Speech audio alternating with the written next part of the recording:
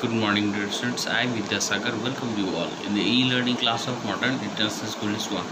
Today I am going to start subject History of Standard 7, and this is on the topic the closer look Hampi, Masulipatanam and Surat. Now, dear students, the architecture of the Hampi, as we have discussed that it was in Vijayanagar, it was very distinctive as the architects. The buildings was in the royal complex and splendid arcs was there. Domes was the structure on the temples. Basically on the temples, it is the superstructure which is elevated upward. Okay, or you can say the arc-like structure, wherever the pillars falls with inches for holding the sculpture. It means the architectural design which was there, which shows that how they were attracted toward this type of architecture. Okay, they also had the well planned orchards, okay, the garden you can say, and the pleasure garden with sculpture motifs such as lotus and corbels. These were basically the beautiful flowers which were there.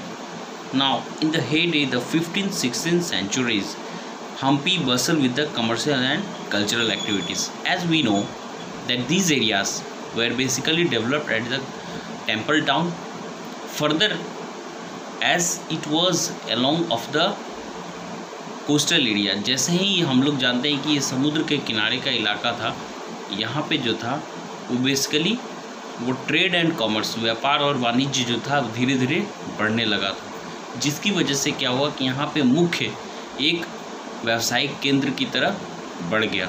हालांकि इसका एक फ़ायदा यह भी था कि जो आयात और निर्यात था उसमें इसका बहुत ज़्यादा योगदान था. Okay, now the Muslim merchants, Chettis, Aryans, European traders such as Portuguese thronged the market of Hampis, है ना. और अलग अलग जो व्यापारी होते थे, ये सारे व्यापारी जो है वो हम्पी में आया करते थे. Wherever the temples where the devadasis was there, temples जो मंदिर थी है ना, वहाँ पे देवदासी लोग रहती थी. जो देवदासी यानी कि those who used to do the dances for the temples, जो वहाँ पे मंदिरों के लिए डांसेस करती थी, टेम्पल डांसर जिसे कहते हैं, है ना, वो अपने डाइटीज़ यानी गॉड के सामने जो है उनका डांस प्रेजेंट करते थे. Royal masses in many pillared have in the Virupaksha. Virupaksha it means the form of Shiva, है ना. शिव मंदिर के एक जो रूप है उसे हम लोग विरूपाक्ष मंदिर भी कहते हैं, है ना. तो उसमें जो है वो टेम्पल डांसर डांस किया करती थी. तो महानवमी फेस्टिवल्स, है ना, महानवमी जिसे हम लोग आज भी कहते हैं नवरात्रि के नाम से, तो ये साउथ में जो है महानवमी के नाम से जाना जाता है. And it was the important festival which was celebrated there. Archaeologist, है ना, they have found that Mahanavami platforms where king received, है ना. महानवमी में जो है वो राजा को क्या है बहुत सारे उपहार मिलते थे, है ना, और बहुत सारे श्रद्धापूर्वक जो है वो चीज़ें भी दान दिया करते थे. नाउ और इस दिन जो है वो अच्छे से नाच और गाने का जो है आयोजन हुआ करता था.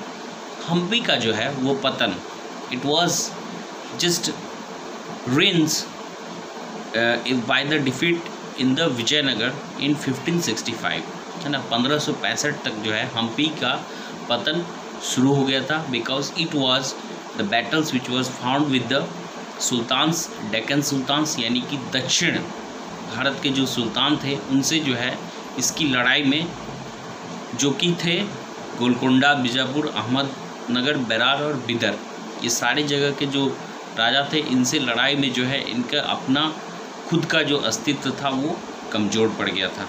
Now a gateway to the west यानी पश्चिम की तरफ जो है एक रास्ता, वो था Surat. As we know that those coastal areas they became famous because the import and export that was easy from there. Import और एक्सपोर्ट जो है, आयात और निर्यात, ये सारी चीज़ें जो है वहाँ से बहुत आसान हो जाती थी। Like Surat in Gujarat was a emporium.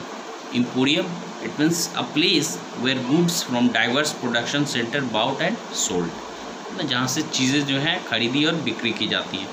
So there was it was important, है ना। सबसे पहले तो आपको ये जानना होगा कि अकबर के समय में जो है ना, यहाँ पे इसे जीता गया था, और उसके बाद से मुग़ल का जो है ये बहुत ही इम्पॉर्टेंट केंद्र के रूप में उभर कर आया। ओके, उसके बाद जो है Surat was gateway for the trade with the West Asia, और सारे जो पश्चिम एशिया यानी कि वेस्टर्न एशिया में जितने भी देश हैं, अफ़गानिस्तान, ईरान, सऊदी अरब, जितने भी हैं, है ना, सारी जगहों से जो है यहाँ पे ट्रेड एंड कॉमर्स होने लगा था। Wherever with the via the Gulf of Ormuz, Gulf of Ormuz, है ना, ऑर्मुज की खाड़ी के तहत जो है यहाँ पे सारे के सारे व्यापार होने लगे थे, है ना। Many pilgrims ships also set from here, और बहुत सारे जो तीर्थ यात्रियों के लिए जो जहाज़ जो जाते थे ना, वो भी यहाँ से जाने लगे थे। City was mixed up with the all type of all caste peoples used to live here, है ना। यहाँ पे सभी जाति लोग, धर्म के लोग यहाँ पे निवास करते थे। Wherever the Dutch and English had their factories and warehouse at सूरत, और उनके जो है कारखाने यहाँ पर हुआ करते थे, डच और ब्रिटिश लोगों के, ठीक है। सो द इंग्लिश क्रॉनिकल ओविंगटन, एक इतिहासकार है जिनका नाम है ओविंगटन, उन्होंने एक लेख लिखा है on the port in 1689 that करीब करीब उन्होंने लिखा कि 100 शिप से भी ज़्यादा, है ना, और दूसरे देशों के जो यहाँ पे आते थे, है ना, और यहाँ से सामान लाना और ले जाना जो है बराबर, यानी आयात निर्यात का काम जो है वो बराबर चलता रहता था। As well as the several retail and wholesale shops selling cotton textile, और कॉटन टेक्सटाइल जो कि उन दोनों 19th सेंचुरीज़ में जो था, बिफोर, है ना, इंग्लैंड में जो है इंडस्ट्रियल रिवोल्यूशन होने से पहले भारत का टेक्सटाइल जो था वर्ल्ड में, पूरे वर्ल्ड में बहुत अच्छी तरह से फेमस था। तो यहाँ से क्या होता था कि कॉटन टेक्सटाइल के भी आयात और निर्यात बहुत अच्छी तरह से की जाती थी, ठीक है।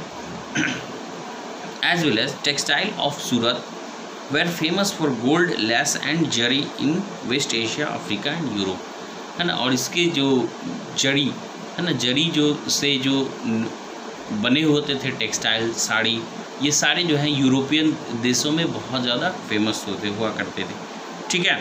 और यहाँ पे बहुत सारे जो है रेस्ट हाउस भी बनाए गए थे, because so that the peoples they were coming from here they used to rest here, okay. उसके बाद द इनमरेबल्स ह्यूज बिल्डिंग्स, है ना, और and pleasure parks was also there, है ना, बड़े बड़े बिल्डिंग्स भी यहाँ पे बनाए गए थे। कहते हैं कि the Kathiawar seths and mahajans huge banking houses at Surat, है ना, सूरत में इनके बहुत बड़े बड़े बैंक हुआ करते थे। Wherever the Surat hundis were honoured in far off Cairo in Egypt, Cairo जो कि कहाँ है, इजिप्ट में है, जो कि आपका अफ्रीका में पड़ गया, ओके। तो यहाँ से भी जो है हुंडी एक तरह के कह सकते हैं कि वो एक डिपॉजिट की तरह होता था, है ना, उसको लेकर आप जो है पैसे के बदले आप उसे लेते थे और फिर बाद में उससे सामान खरीदते थे, ठीक है। तो ये सारी जगह जो है वो यानी कि वेस्टर्न एशिया के जितने भी देश थे वहाँ पे ये बहुत अच्छी तरह फेमस थे। कहते हैं कि इनका जो एंड था वो लगभग 17th सेंचुरीज़ में होना शुरू हो गया, क्योंकि बहुत सारे फैक्ट्रीज़ खुल गए थे, ठीक है, और मार्केट में जो है बहुत लॉस होने लगा था, ठीक है। कहते हैं कि और जैसे जैसे मुग़ल एम्पायर्स की भी पतन शुरू होने लगी, है ना, कंट्रोल ऑफ सी रूट्स, और सी रूट्स के जितने भी कंट्रोल थे वो पोर्टुगीज़ यानी पुर्तगाली के हाथ में चले गए, है ना। और जो कंपटीशन प्रतियोगिता जो था वो भी बढ़ चुका था, ठीक है, किससे, तो ईस्ट इंडिया कंपनी से, है ना। और कंपनी जो है 1668 में जो है वो अपने हेडक्वार्टर भी क्या की, शिफ्ट कर दी थी, ठीक है ना। और कहते हैं कि सूरत आज के डेट में जो है सूरत क्या है, एक बहुत बड़ा कमर्शियल सेंटर के रूप में डेवलप हो चुका है। Okay dear students, read the paragraph and keep watching. Thank you.